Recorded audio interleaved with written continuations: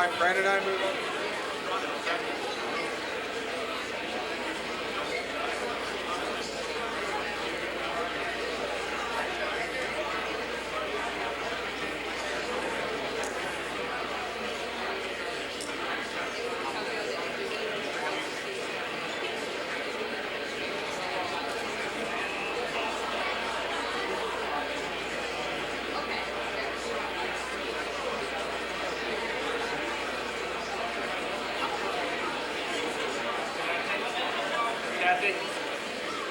We have like a group of violins.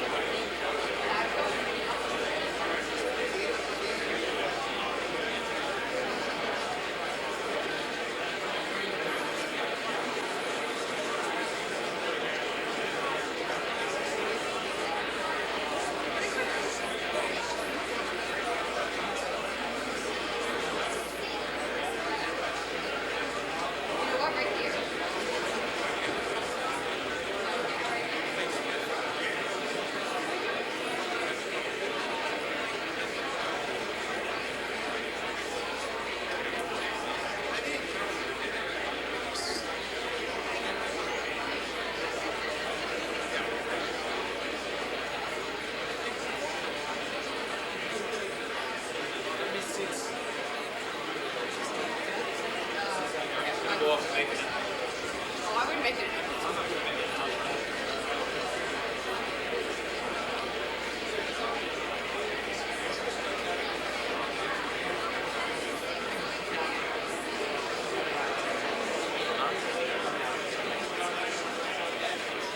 I'm going to tell him to hold for a little while. All right, so we're good.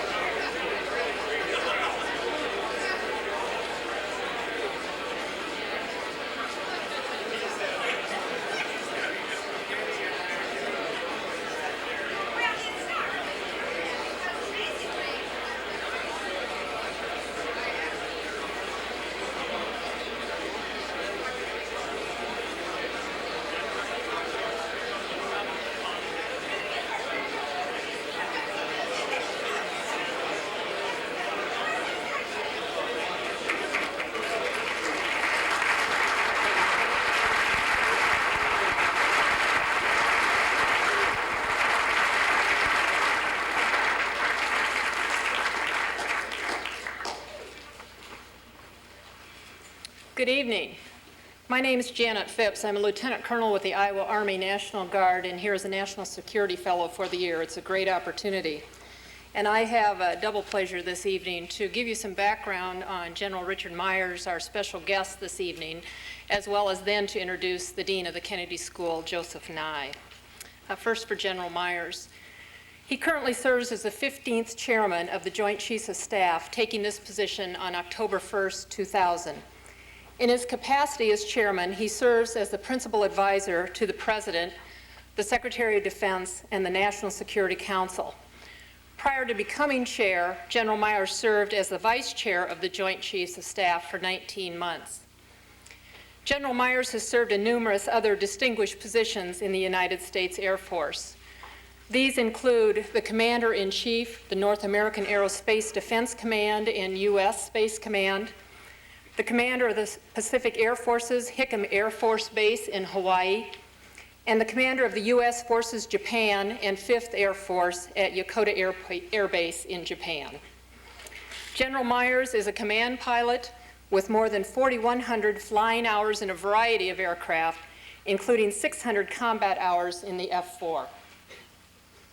It's now my pleasure to introduce Joseph Nye, Dean of the Kennedy School. He's held this position since 1995. Prior to becoming Dean, he served as Assistant Secretary of Defense for International Security Affairs and as Chairman of the National Intelligence Council. Earlier in his career, while a professor here at Harvard in the Government Department, he served as the Deputy to the Undersecretary of State for Security Assistance, Science, and Technology. Dean Nye studied politics and government at Princeton, Harvard, and was a Rhodes Scholar at Oxford. He is the author of numerous books and over 100 published articles. Please join me in welcoming Dean Nye.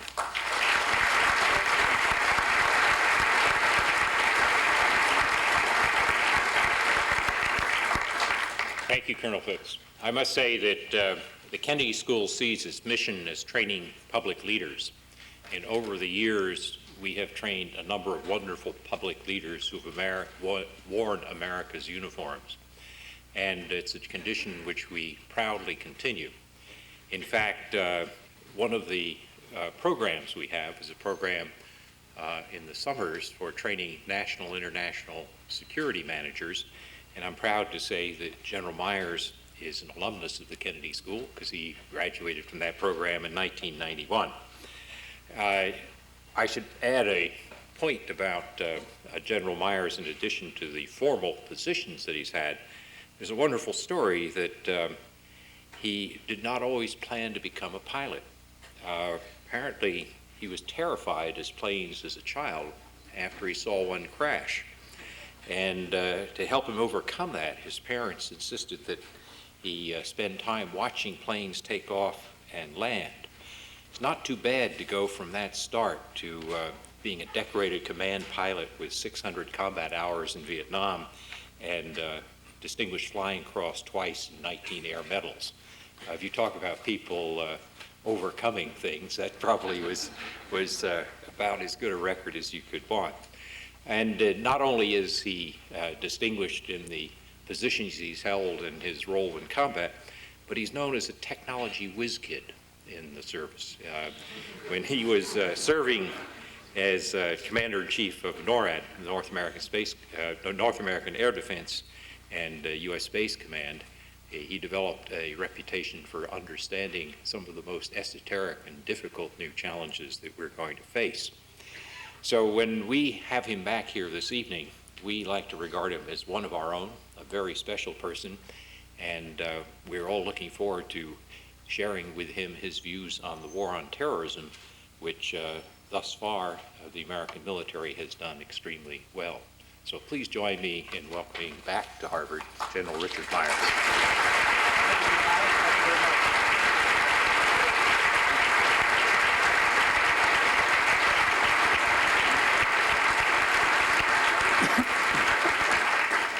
Well, thank you, Dean Nye. Let me tell you how I remember Dean Nye. You may remember a fairly unpleasant thought in our past, but the unpleasant event was the rape of the young Okinawan girl by some military members back on Labor Day in 1995. And out of that situation, about 6 months later, there was a summit between President Clinton and the Prime Minister of Japan at the time, and literally we turned a very bad situation into a very positive outcome for the U.S.-Japan relationship, and it was Joe Nye that helped orchestrate that path to that outcome, something I'm very proud of, and I know that you are probably proud of that as well. And I am, I guess, a graduate of this institution. It was a short course. I was looking today for one of the classrooms. It was a bar not far from here. I don't know, what was the name of that? Boathouse Grill? The Boathouse Grill. And I was only in it once. And I couldn't find it this time. And in fact, I don't drink anymore. No, I'm not going to say or less. I don't drink anymore. But it's, it was that relationship with the folks that were part of that, both inside government and outside government, and in the media. In fact, one of the media individuals I met works for the New York Times. He's one of their more prominent reporters. And that relationship goes on till today, where he still has my home phone number, and I provide a lot of things to him on background when he finds me at home. So a great experience, and I'm being a little bit facetious about the Boathouse Bar, but I did go there once. What I'd like to talk to you about, just for a little bit of time, and then we can get into some questions and answers, is the global war on terrorism. And I think I'll do this a couple of ways. I think I'll talk about offense, and then I think I'll talk about defense. And since we've just come from the NCAA March Madness Final Four business, maybe we can all identify with offense and defense.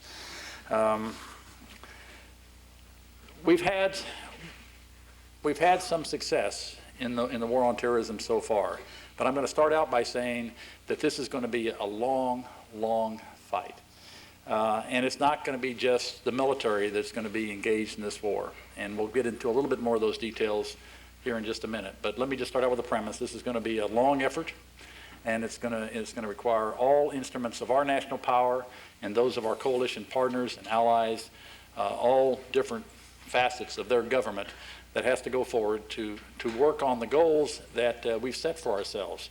When you talk about success and when you talk about public policy around here, quite often you say, okay, how do we know that given policy or given direction is going to be successful? Let me tell you what I think has made the success that we've enjoyed so far. And we can't take too much credit here. We've got to be very careful how we put this.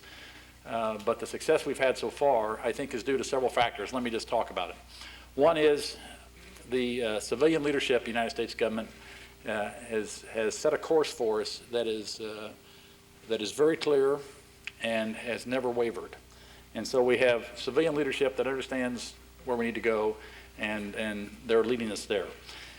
Immediately after September 11th, we sat in the Situation Room working through what goals do we want to achieve? What are our goals in this so-called war on terrorism? And the goals we laid out were, one, to degrade and destroy to the best we can international terrorism. Two, to make sure that it's very difficult for states to harbor international terrorists or non-state actors to harbor them, so they don't have a place to get their financing, so they don't have a place to train and consider their operations or to work on whatever it is they want to work on. And third, that weapons of mass destruction should not fall into the hands of terrorist groups. So those are the three goals. They've stayed the three goals, and obviously it's pretty difficult to achieve goals like that. That's why I say it's going to take some time to work our way through that. So we had great civilian leadership. We had clear goals, I think pretty well articulated. We had bipartisan support in the United States Congress, overwhelming support. And that's also enabled us, I think, to be as successful as we've been. Another ingredient, and I may talk about this as I close up, because when people say, what can you do to help in this war on terrorism? And the one thing I tell the American public when I have a chance to speak is that we have to be patient.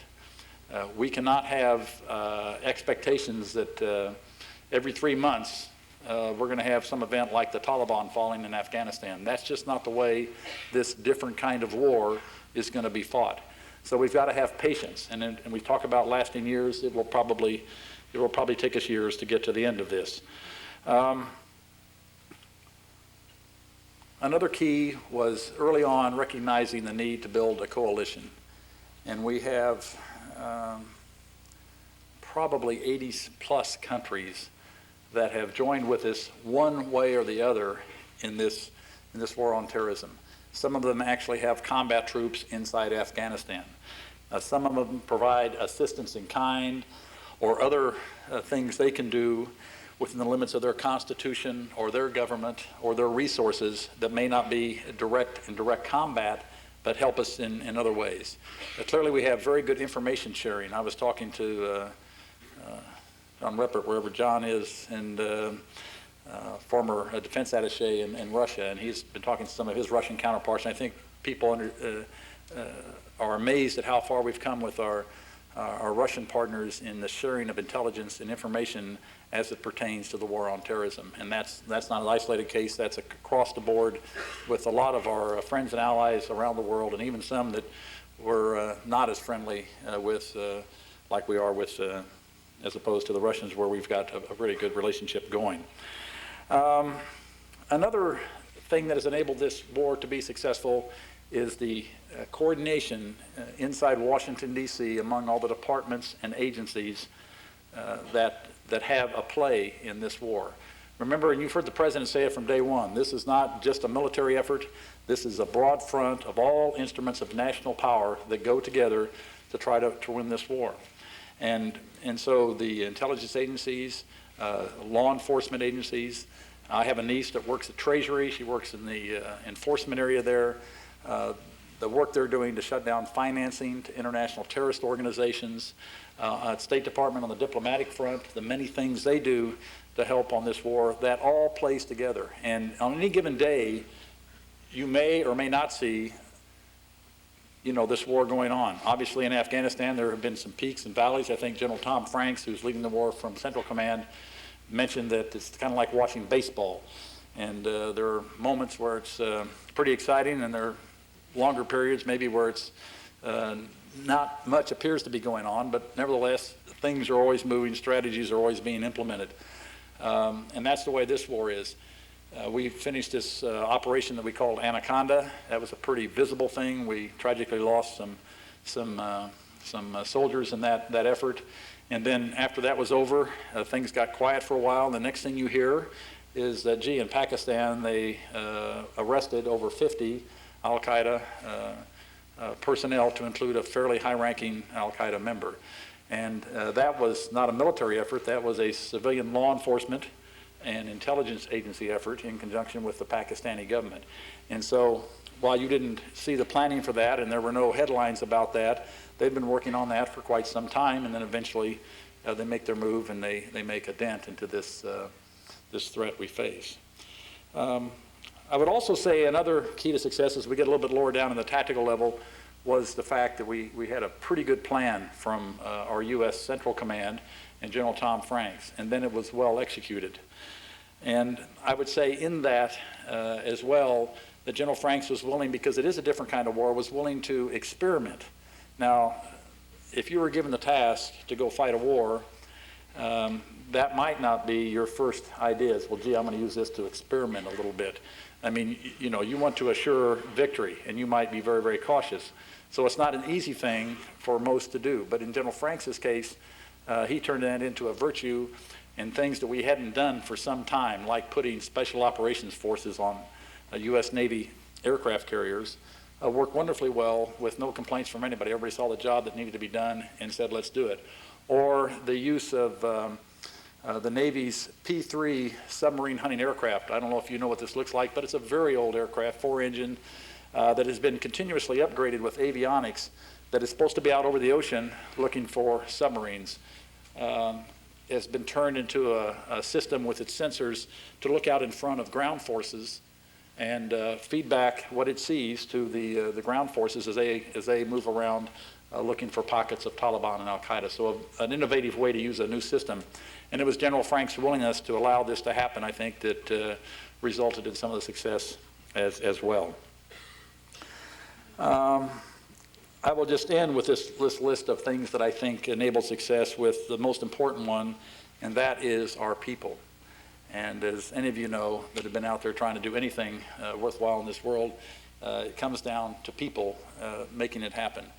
Mary Jo and I have been lucky enough to travel in the region several times, to include inside Afghanistan.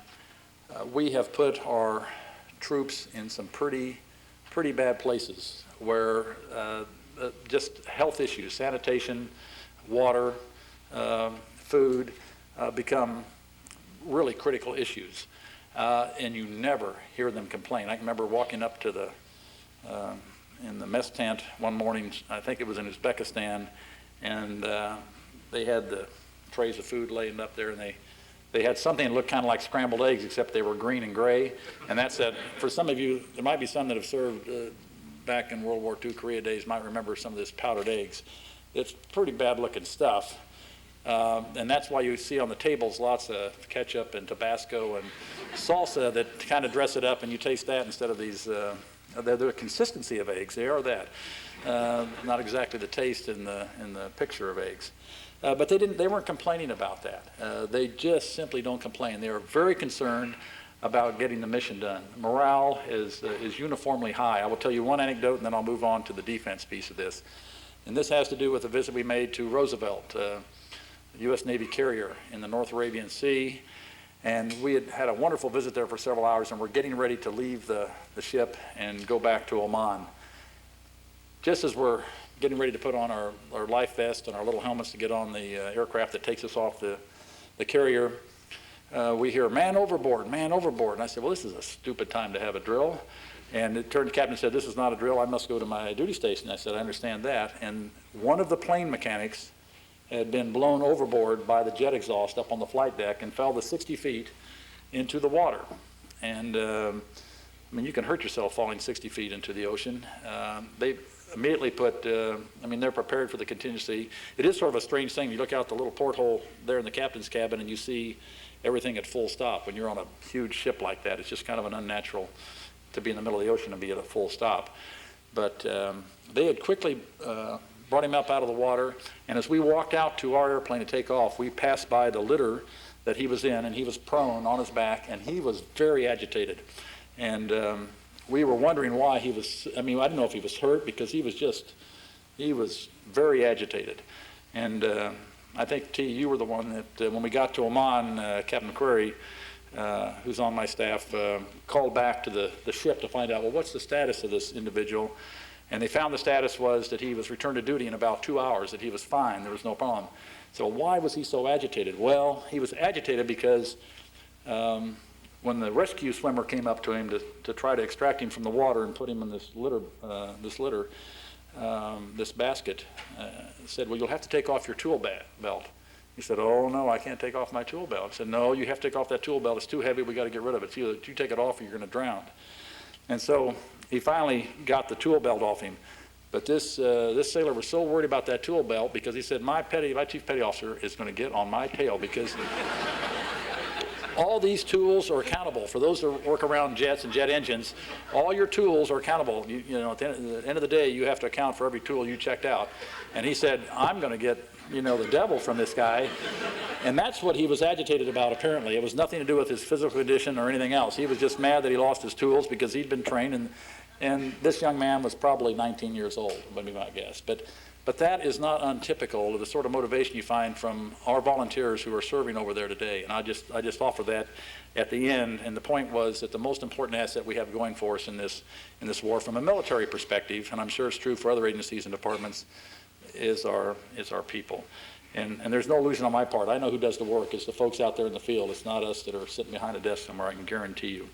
Let's talk just a little bit about the defense, because this has been a really different kind of war. We thought we were so smart after the Cold War was over to decrease our air defense assets in the United States. We went from 22 alert bases with fighters on 5 or 10 minute alert to 7. And we said, we're saving the taxpayers all this great money, which we did.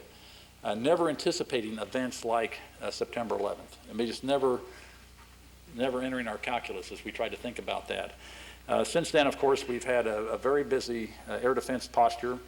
here in the United States, augmented, by the way, by NATO airborne warning and control aircraft, which you're probably aware of. But NATO declared that Article 5 applied in this case. They sent us AWACS airplanes, which allowed our airborne warning and control airplanes, which we were in short supply of, or in high demand, to go other places and do other things. And they're still here today, by the way, helping us guard our skies. So this has been a very interesting dilemma in trying to work both offense and defense for the first time in our history, I think. We have tried to work with Governor Ridge and his new responsibilities about Homeland Security and the part that we play in the Department of Defense. You may have heard that we are waiting for final approval by the President of a new command for the military that will focus just on the Homeland Security here in the United States. This has not gained final approval yet, but it's very, very close. We could have an announcement in the next week or two on the structure of this. And what it's going to try to do is bring focus and unity of effort to the mission of Homeland Security and internal defense. There will be no new missions for the Department of Defense. When we stand up this command, it's going to take missions that are in 3 different agencies and put them in one command. And we'll be better able, I think, with that organization to then coordinate with Governor Ridge's organization as he works the civilian side of Homeland Security. So we can talk about it later if you want to in the question and answer period, but this does not get us into the issue of posse comitatus or using the military and law enforcement roles. That's not what I'm talking about. I'm talking about doing things that we do anyway, just organizing ourselves a little bit differently and a little bit better for that particular role. I think I'll stop there and I'll end with a couple of comments. One is that in the 37 years, almost 37 years that I've worn this uniform, there has never been a more important task assigned to most of your U.S. military. There's just not a more important task. If terrorist organizations like Al-Qaeda could get hold of weapons of mass destruction, chemical or biological or nuclear, they would, and they would use them. And all you have to do is look back to 9/11, and you understand what their standards are. They would, if they destruct those towers at 11 o'clock instead of close to 9 o'clock, we'd have been talking about tens of thousands probably who perished instead of the several thousand.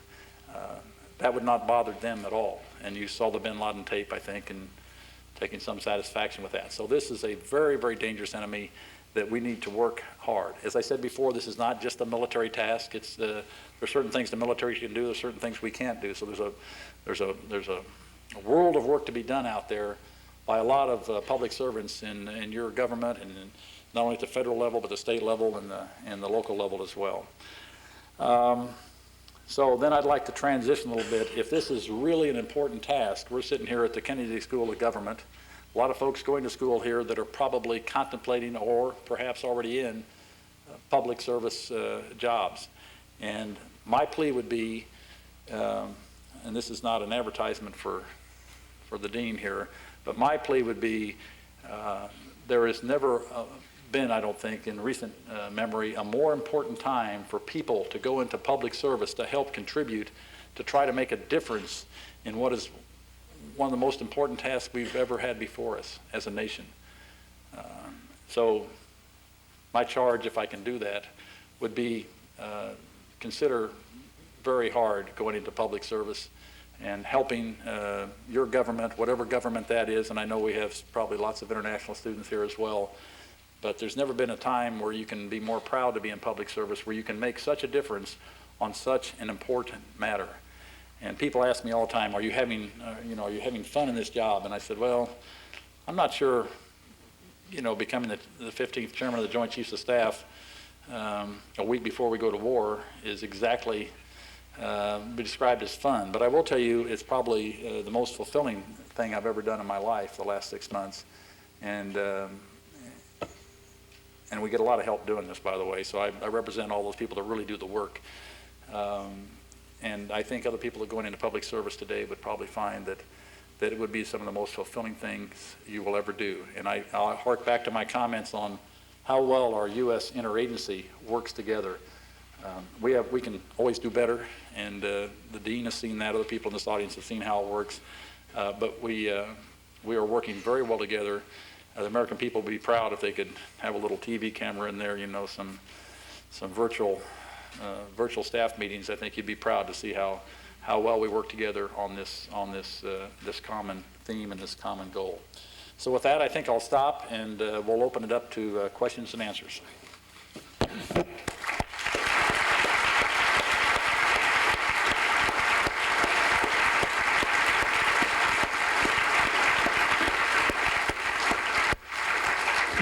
Thank you very much, Dick. And I must say, in response to your advertisement, which I accept, it's worth noticing on public service that applications to the Kennedy School doubled this year, which may tell you something about the effects of 9/11. We now have time for questions and answers. We have 2 microphones on the floor and 2 on the stairways going up. Let me remind you that questions are short. They end in a question mark, and they come at 1 per customer.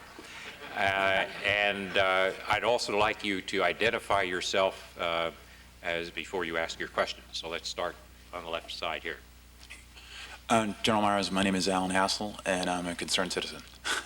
I wanted to know if the United States plans to proceed with an offensive against Iraq, and the Saudi government has already demonstrated its dislike for that proposal, and there are factions within Saudi Arabia who have obviously shown their hostility for the U.S. military, as demonstrated by flying a plane into the Pentagon.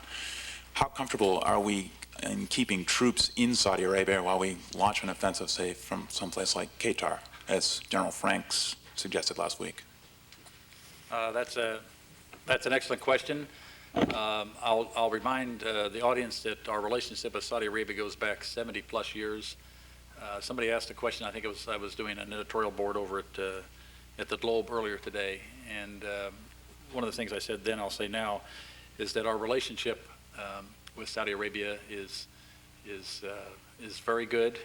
We are satisfied with the support we're getting. We have been. It's quite possible I'll be going there in the near future to talk to them about the war on terrorism at their invitation. Of course, everything in the region is strained by what's going on in Israel right now. But I think in the end, the fact that we have a common enemy and a common vision in this case, that it'll allow us to work through whatever problems we have, and I would anticipate they've been up to now good coalition partners. I would anticipate they will be, and that's something we of course always evaluate, always looking at things like that. We're only there in Saudi Arabia because they want us there, and my last conversation with the senior government officials there is they still want us there. Right side of the floor. Thank you. Sir, you talked a lot so far. Oh, I'm sorry. My name is Joshua, and I'm a junior here. You talked a lot about what's been going on so far since September 11th, but what I'd like to know, and what I think a lot of people are curious about, is what's going to happen next? What's our policy for the future for places like Israel, Iraq, Afghanistan, and what is coming up? Okay, that's a great question, and I'll try to keep this short because in Afghanistan, there are still significant pockets of Taliban and Al-Qaeda. And so U.S. forces, along with our coalition partners, will continue to try to hunt them out, find them, and deal with them appropriately. That will take some time, and it'll be event-driven, not timeline-driven, so I can't tell you it's going to be 2 months, 4 months, 6 months. At the same time, the President has decided that the United States will be a major part of training the Afghan National Army. And this is something when Chairman Karzai, the chairman of the Afghan Interim Administration, when he came to Washington, and then when I later visited him in Afghanistan, number one on his priority list was establishing an Afghan National Army that could then help provide security in his country. And so that's, sort of mid-long term, that's the picture in Afghanistan. We've also, of course, are in the Philippines helping advise and train the Philippine Armed Forces as they pursue Abasayaf group, who has at least 3 hostages right now, 2 Americans and 1 Filipino hostage. And having some success in the training and advising role there.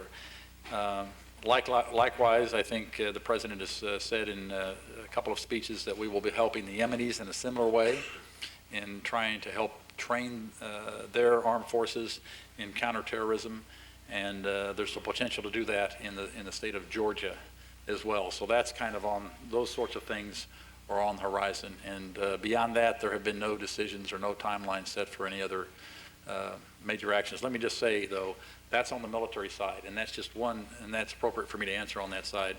But at the same time, there are lots of things going on in law enforcement around the world and intelligence sharing around the world, because part of the problem is trying to connect the dots on an organization like Al-Qaeda that is a very flat organization, very compartmented.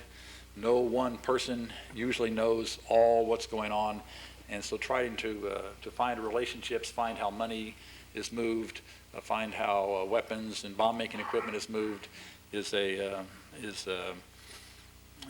tricky business. So all that will be going on as well. Let me mention one other thing since you asked for what's going on. The other thing is maritime intercept operations, both in our plan for both the Mediterranean and the Horn of Africa, and to try to find shipments of people or arms or intelligence that's moving in areas, and tricky business again, but that'll be part of the effort. Thank you. Right, Balcony. Good evening. My name is Paul Steimers. I'm at the Kennedy School and the Law School. It's an honor to have you here.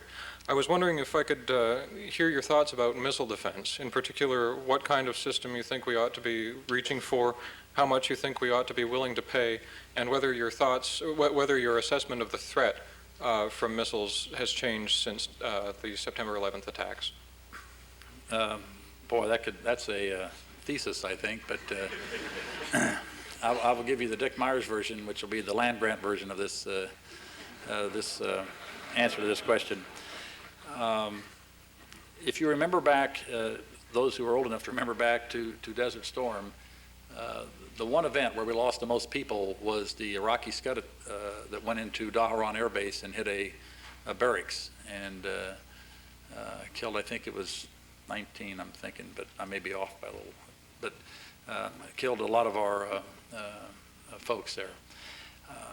At the time, we had one system that could possibly counter that being the Patriot system. Since then, we've upgraded the Patriot to and a couple of times, and now we have what we call the PAC-3 version of the Patriot system, which is an air defense system that helps us with deal with those missiles.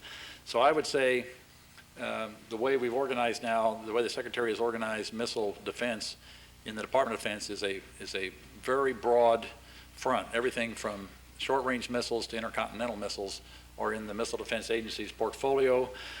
I think in terms of the shorter-range missiles, that's clearly where our first priority has been. It's got to be there because we haven't come a long way since over 10 years ago in the Desert Storm time frame. We haven't come a long way in our ability to deal with those missiles. We have systems coming on board. We have the so-called THAAD system, which is coming along, and there'll be probably some Navy systems that will fill in there as well. The idea is to have a layered defense system that will handle the short and medium range systems, and perhaps even the long range systems. And then we get into what we used to call national missile defense. I think my opinion is that the events since September 11th have probably, at least to me, made it more apparent that that system is more required than ever. There is the proliferation of missile technology. There are countries that know how to do it, that are willing to sell it to anybody. It's a pretty cheap way to cause mayhem, and if we can protect ourselves, we probably ought to do that. And we are spending, I think, in the 03 budget, there is close to $8 billion set aside for that program, for all those programs I talked about. Some for the shorter range systems, some for and I think that's appropriate. Left Balcony. Thank you, Dean. Thank you, General Myers. I'm Richard Parker from the Extension School, and my question has to do with the changes in the reserve components of the military in the last probably since the end of the Gulf War. They've moved to more integrating them with the active duty forces and making sure that the Army really can't deploy without them. But now we're faced with a situation where domestically we had to have that protected at the same time. How does that affect the Army and the other forces when they deploy? Well, that's a great question.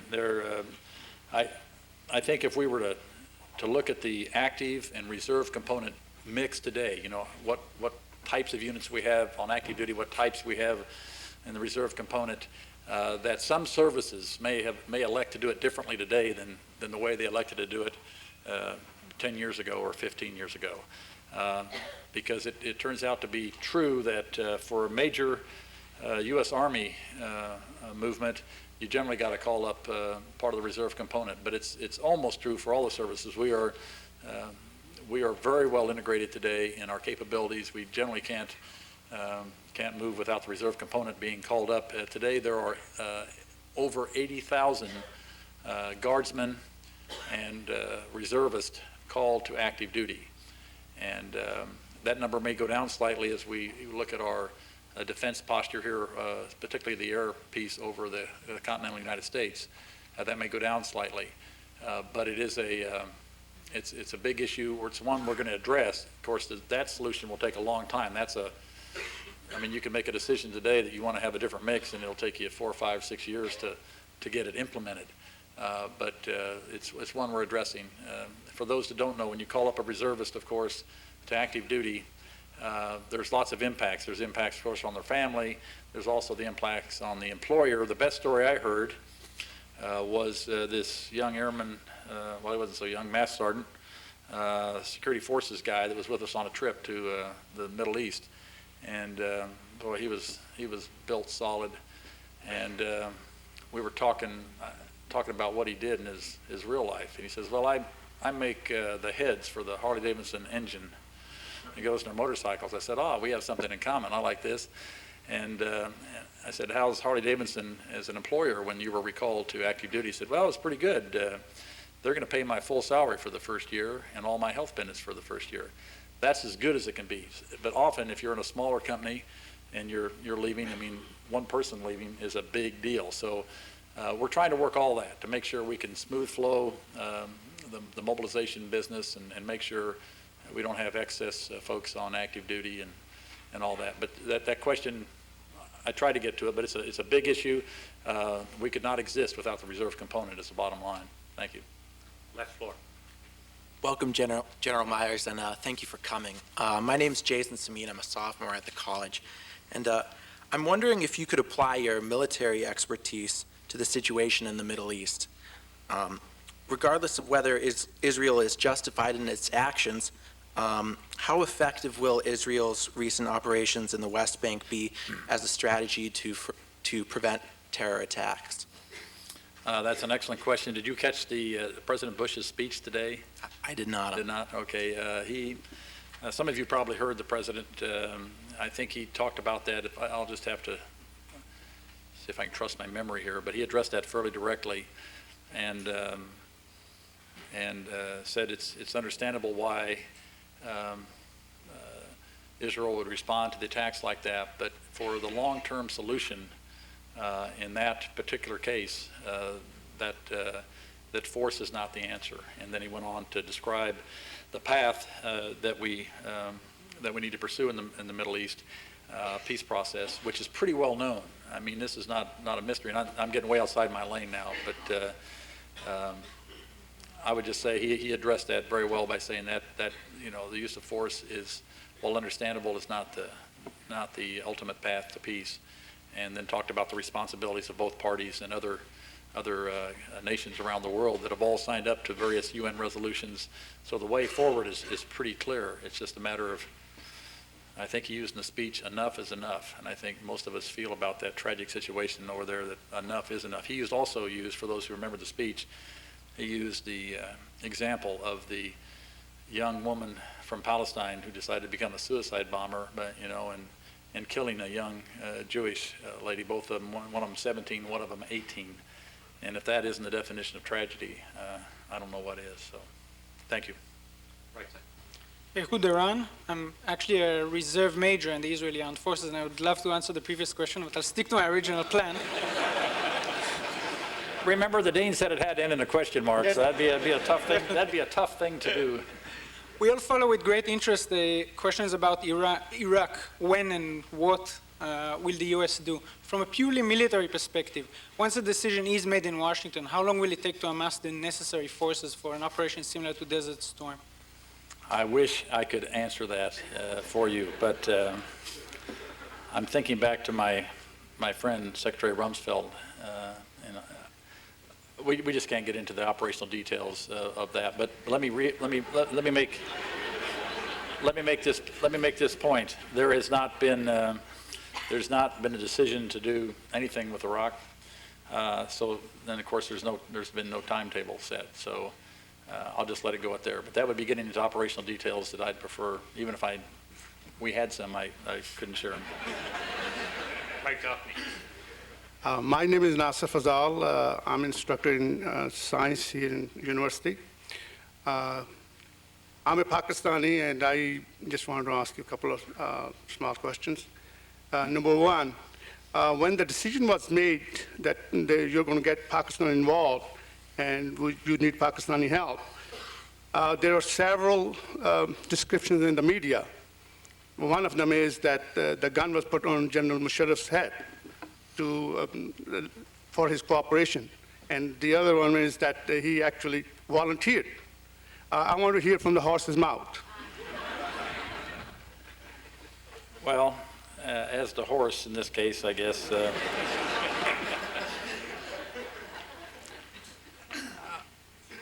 I wasn't personally involved in those negotiations. Some people from our staff went over there to coordinate some of the support that we received from Pakistan, and the person that went from our staff didn't carry a gun. I can guarantee you that.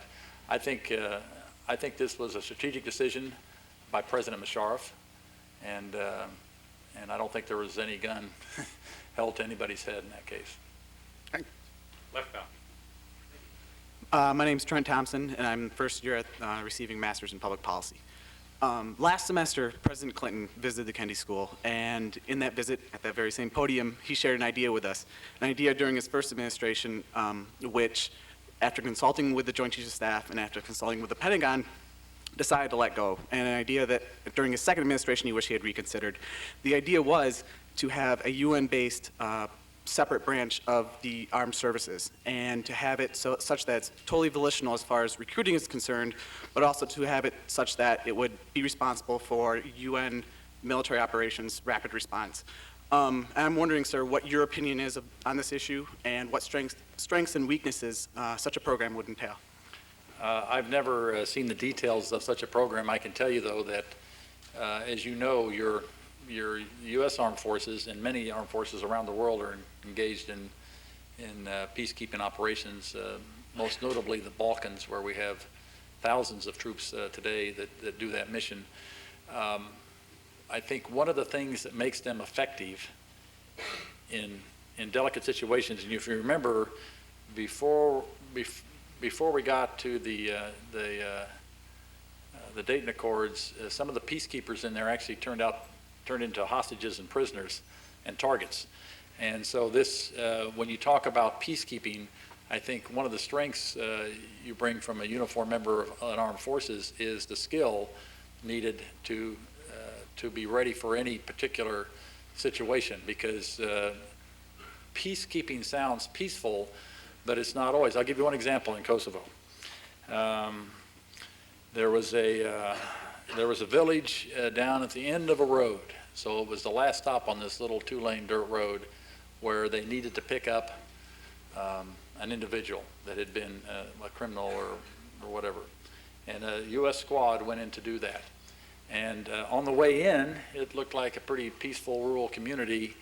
But behind them, people set up roadblocks. And then as they were bringing the individual out, people came up over the hill, and there were hundreds of them. And as their tactic was to put the women and children in front, knowing that we're not going to use weapons on women and children, but the folks behind them were the ones throwing the rocks and so forth. The lieutenant in charge of this particular operation got a rock to the head and went down and was bleeding. And the way it finally resolved was the NCO taking charge, picking up the lieutenant, and thank goodness through great discipline and professionalism, not resorting to the use of their weapons. And so nobody was injured in this thing other than on the U.S. side. And they were finally extricated by some folks who heard what was happening and came down the road to bail them out, and the crowd dispersed. And the reason I say that is it's the training and the professionalism and the discipline that's required to do these jobs is sometimes overlooked. And I would say it's very, very difficult. And the training you would put to peacekeepers would have to be very similar to what you do for your armed forces. Now, in the issue of who they could work for, I just haven't thought about it enough. I mean, you know, we provide peacekeepers all over the world. We have a couple of them in Sierra Leone helping the British in that very intractable situation that they're in. I think in general, the chain of command would have to be very, very clear, because when you're in situations like the one I just described, even though it sounds, you know, peacekeeping, how easy can that be? I think I just described that it maybe it's not always easy. And that situation I described also is not a unique occurrence. I mean, it happens daily over there in the Balkans, that you need a very clear chain of command. You don't want to get to a situation like we had in Somalia, where you had UN forces one place, but they couldn't respond to the U.S. call for help because you had to go up the chain of command, back down the chain of command. It was very confused. And I would say all those issues would have to be worked out very, very carefully before you could go to a scheme like that. My name is Ilpik Dorj. I am a mid-career student at Kennedy School. And my question is related to one of the countries which is named by axis of evil. It's North Korea. And actually, we had yesterday wonderful talk about North Korea. And I had chance to visit to North Korea, also to South Korea. And when I visited there, and when I talked with leadership person there, and they blamed a lot about American military presence in South Korea. And you know, if America withdraw these American military troops from South, I think North will collapse. They couldn't sustain longer their regime, I think. They blaming that American imperialism, because American imperialism, and they sustain their regime. What is your opinion about it? That's a very interesting question. We actually have some real experts on this subject sitting right here in this room. So my response will be not quite as expert as that maybe Ash Carter or some others who have traveled to North Korea. First is, you know, clearly it is a troubling regime. They treat their people horribly. Their people starve, basically. We know this. We know they proliferate weapons of missile technology, and we know they are working and have weapons of mass destruction. So that's the kind of regime we're dealing with. We also know that they have 1.1 million people under arms, very high percentage, well over 50% within, 20, 30, 40 kilometers of the DMZ. So it is potentially a very dangerous threat. Today we have about 37,000 U.S. military personnel on the peninsula in South Korea to help South Korea and the rest of the United Nations Command ensure that that threat doesn't materialize and come south. I think there are some steps that we could take with North Korea that would help ameliorate the situation. But the first step is to enter into some kind of dialogue. I don't think it would be just as simple as the U.S. packing up its bag and leaving. I think it would be a much more complex dialogue. But there are confidence-building measures both sides could take. Part of the frustration is it's very, very difficult to get North Korea to come to the table to discuss this. And we've been through some fits and starts on this. But clearly, President Kim in South Korea, the U.S. government has in the past, I think, and would be, supports this. But we can't get, if they were really serious about that sort of thing, we ought to start taking the baby steps that maybe could lead to the bigger steps in the future. And that's where I'd leave it. I don't think you can jump to that big step, though, right away. Thanks, sir. Hi, General. My name is Jared Wasserman. I'm a senior at the college. I was wondering if, in light of the strategy the Palestinian terrorists have employed, the suicide bombings, if our government is formulating a strategy to protect U.S. citizens from that sort of attack. It's funny you should ask, because we are thinking about it, Jerry. It's a question the Secretary of Defense and I have discussed, and we're looking at it from all angles. You know, how do you protect yourself against somebody that's willing to blow themselves up, and that you can disguise the means and the method fairly well. So we're looking at, we're starting to study a myriad of ways that maybe we could do that. But it goes back to the larger issue of terrorism in general. And if somebody's willing to lose their life for their cause, as we saw on September 11th and we see now all too often in the Middle East, it is really, really difficult to stop them. And that's why, while defense is a very good idea, you can't build walls high enough, you can't string enough barbed wire, you eventually conclude you have to go on the offense, and that's what this country's done. And I think it'll be a combination of that. It turns out that this young lady, this young Palestinian lady that was a suicide bomber of a couple days ago, she just didn't wake up in the morning and decide, well, I'm not going to put on my lipstick, I'm going to go to the closet and get my bomb apparatus. Somebody had to provide that to her. Somebody had to train her on how to put it on. Somebody had to provide the explosives. So that there's a whole chain, there's a trail there. Somebody had to finance all that. And those are the pieces that we have to go after, plus work the specifics of that. And we'll be looking at technologies, and anybody that's got any bright ideas, feel free to send them in. But we'll be looking at technologies and so forth to try to help with that problem. Right now. General, my name is Eric Krause. I'm a senior at Tufts University. As a proponent of force restructuring, how do you respond to the criticism that I've read in The Economist specifically, that the U.S. is sort of moving forward with the next generation of technology, whereas President Bush has said that he wants to skip over the next generation and move to the second next generation of technology? I'm specifically thinking of the new mobile artillery system that some critics say is designed specifically for taking on the Warsaw Pact, and the one that can fire 10 rounds, land on the same target, or with the stealth aircraft that we're developing multiple ones instead of sort of moving on. How to respond to that criticism? Okay, so the question then is on the issue of technology and transformation, whether we leap over. Right. Yeah. We have spent a lot of time in the department recently trying to outline what transformation is, what it is not, with all the senior leadership led by the Secretary of Defense, Secretary Rumsfeld. And transformation is I mean, it's a long word, and it's an even longer definition probably. We took about 8 or 10, 11 charts to try to say what it is and what it is not. I think there are times when you want to look at a system and say, is this system really apply today, or is there better technology out there? Then you have to make that leap. And I'm not going to talk about this. The artillery system you were talking about is named Crusader, and it was one that came up in one of the presidential debates before the election, and so it sort of has a life of its own.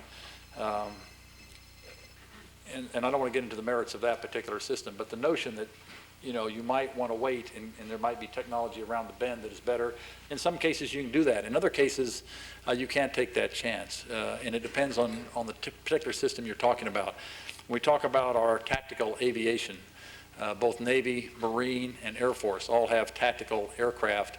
All of them are getting very, very old and more expensive to maintain, less reliable. And we can't wait too much longer before their service life is in fact over and we need to replace them. So that's a case where you might not be able to leap ahead. There are other cases where you might be able to do it, and those judgments are being worked right now, and we'll probably see that reflected in the fiscal year 04 budget, which goes to Congress next February. General, my name is Ryan Friedrichs. I'm a public policy student here at Kennedy. My question is around intelligence gathering and sharing. And given the fact that intelligence gathering will seem to be a critical piece in a war like the war on terrorism, I was curious on your thoughts on the current quality of the intelligence community gathering and the level of sharing between military and non-military agencies in terms of intelligence, and if improvements can be made, in your opinion, what those are. That's a great question, and I think it is how we deal with that is going to have a big impact on how successful we are in this war on terrorism. Because it might be that the cop on the beat in Cambridge, Massachusetts, sees something, knows something, sees someone, sees a car with a certain description, a license plate, that may be a key that has to feed into some other database, feeds into the database where somebody in the FBI or a state agency or maybe somebody sitting in London says, aha, and start to connect those dots.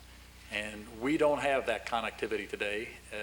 We're working that very, very hard in the U.S. government to make sure all our agencies and departments that have data that we can share legally and so forth, military, civil law enforcement, that can all reside in a database where we can take real preventive steps. And I would say that my assessment is that we have a long way to go. We've made some great progress since September 11th. We have a long way to go in making that work among all our departments and agencies who have the kind of information that we want, and then eventually getting it out to the state and the municipal level. I talked to the League of Cities the other day, and we talked about that for a little bit, and they understand that it could be, you know, some just little bit of information from somebody out there on the front lines of law enforcement could be a huge tip to somebody else, and how we make sure that information is shared and you can pull it up without going through reams and reams of data is going to be the trick. Technology will be our friend in this case. They're working it very hard, but we're not there yet. We can squeeze in 2 questions if they're short. And if the answer's shortly. Thank you, Dean Nye. My name is Mark Falvey. I'm a junior history major at UMass. I concur with you, General, that this war is going to last an awful long time. And looking 25 or 30 years down the road, as the United States pursues its military revolution, or its 4th generation warfare, how do you see our allies coming along with us? It seems that they're having trouble operating with us right now, but as, say, the Army fields its objective force, will we lose altogether our ability to operate with our NATO allies? Well, first of all, I certainly hope not, because we are counting on our allies and our coalition partners today in a big way. But it's going to require a lot of attention on a couple of fronts. And the front I'll talk about is the military piece. We were talking before dinner about the industrial piece. There's a piece there that needs to be worked. But just on the military piece, it's absolutely unacceptable to work with our allies, and as we did in Kosovo, and as we would have had to do in the air over Afghanistan, although for the most part we used the U.S. air, to have to talk over our radio nets in the clear when we have the ability to encrypt these radio nets. And in Kosovo, if you remember, allies didn't have this capability. We did. And so you have to default to the lowest common denominator, which was talk in the clear, which then people listen to, and they can predict your tactics, and you don't have any surprise, and it can result in the loss of life. That's a serious issue. On the other hand, it's not one that takes a lot of resources to solve. What we're talking about here are the glue that holds our operations together, and we have like everything in defense, we have a great acronym for this. We call it C4ISR, Command and Control, Computers and Communications, Intelligence, Surveillance, Reconnaissance.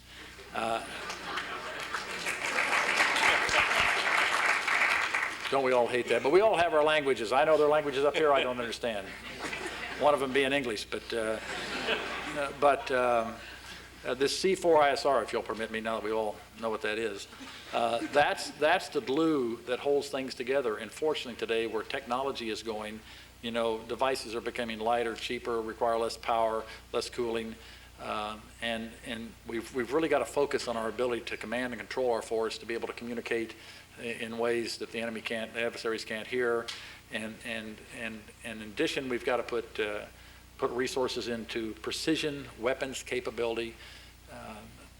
2 things about precision weapons: allows you to hit the target you want to hit, and just as importantly, that it really reduces any damage to non-combatants or to surrounding structures that you don't want to damage.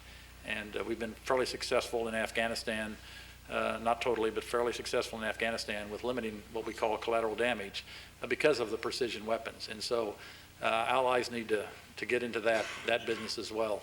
There are lots of other areas. I wrote an article just recently for a publication in England that talks about this issue, and a little bit chides some of the folks in NATO for not spending enough on defense because they will fall behind, and I don't think that's good for them. It's not good for us.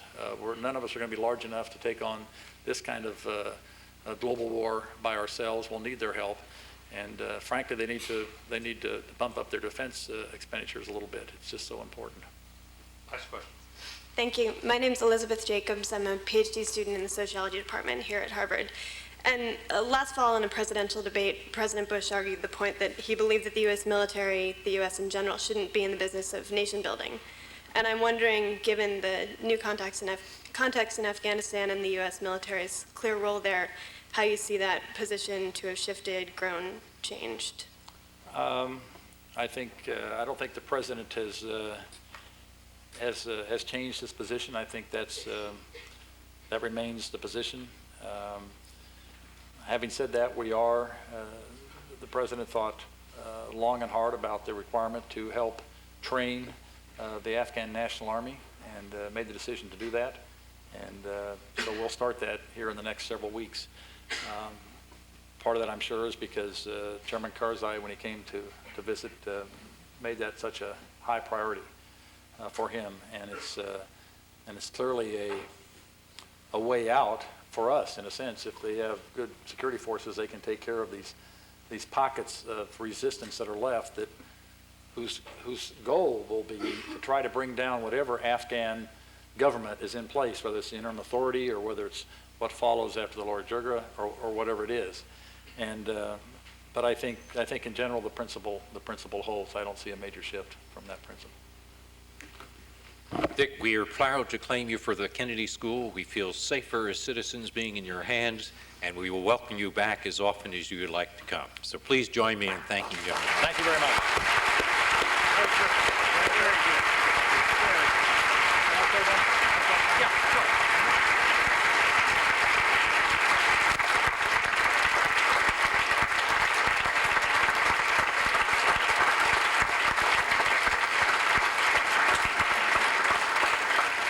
Just one last comment, and this has been a real pleasure.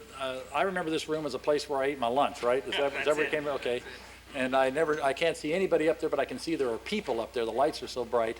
But thank you for the opportunity. Let me just go back to the public service part for just a little bit. We are engaged in something very, very important. If you're thinking about public service, now's the time to do it because you can make such a difference. I appreciate being with you, and Dean and I, thanks a lot for allowing me to share this stage with somebody so notable as yourself. Thank you all. Thank you, ladies.